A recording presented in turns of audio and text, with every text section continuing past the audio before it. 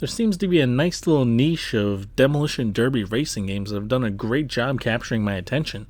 The first was Destruction Derby 2 for the PlayStation, but this time we have a newer game, Wreckfest for the Xbox One. Listen, I'll get back to playing the older games soon, but I haven't played many new games that I haven't played before. Most of the games I've reviewed on this channel I've either played before and I knew that I liked them, or I played them before and I knew that I didn't like them.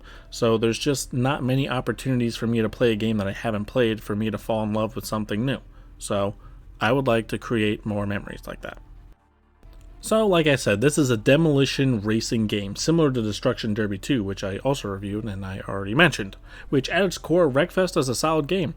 It has good controls, a good feel driving around, except for one thing that I'll hit on later, but other than that, it's everything I look for in a driving game nowadays. The thing that I'm realizing when playing some of these newer games is that most newer games don't really suffer from a lack of content like some of the older games that I've complained about. This game just has so much stuff to do and so many different ways to enjoy the game that everybody can find a way to enjoy the game. The one thing I didn't even know I wanted in a racing game was the Wrecking Playground, which is an open racetrack if you want to call it a racetrack. And there are several different obstacles and such you can drive your car through, and I just have to say, it's a blast. And it's something they didn't need to put in the game, but now that I know about it, it's the most fun part of the game. You can jump your car off of ramps, you can go through a car crusher, you can do car parkour, you can shoot your car out of a cannon, you can fight a giant enemy spider, you can go through the loop-de-loop. The only negative about the mode is that you have to set it up in a way where you only have 20 minutes of play at a time. They really should have just made a free roam mode with an unlimited timer, because every time you're playing through it, it just stops after 20 minutes. You're going to start the whole process all over again. The single player is everything you would want from a racing game in a single player mode. You can buy cars, you can unlock cars, you can upgrade them, change the paint schemes, and there's different events you can enter in there too. There's normal races, there are races using certain types of vehicle like the sofa car. Yeah, there's a sofa car in here. Of course, there's also demolition derbies you can try to wreck all the other drivers, which the game heavily favors dishing out the damage. If you run into somebody, your car takes little to no damage, whereas if you're receiving the hit, you take a ton of damage. It's a nice feature, unrealistic, yes, but it encourages aggressive driving, and that's what this game's all about.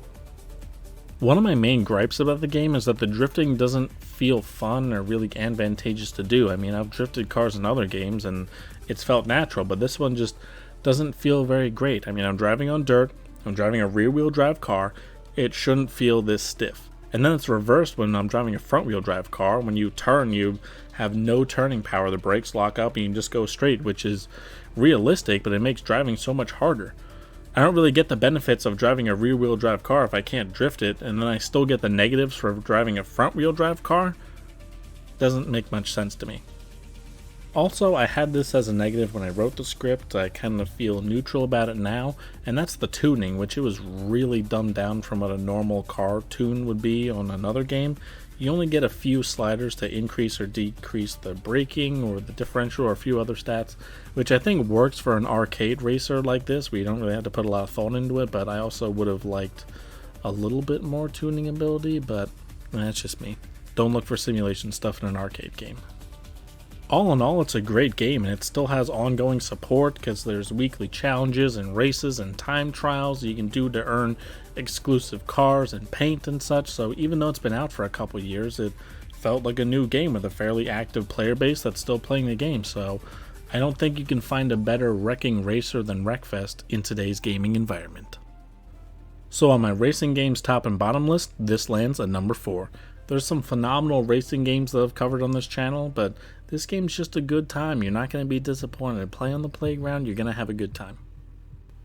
Not sure I have anything witty to say this time, just trying to get myself motivated to get back into the grind of reviewing games. Hope you enjoyed watching. Thanks for watching. Gonna start another review soon. See you then.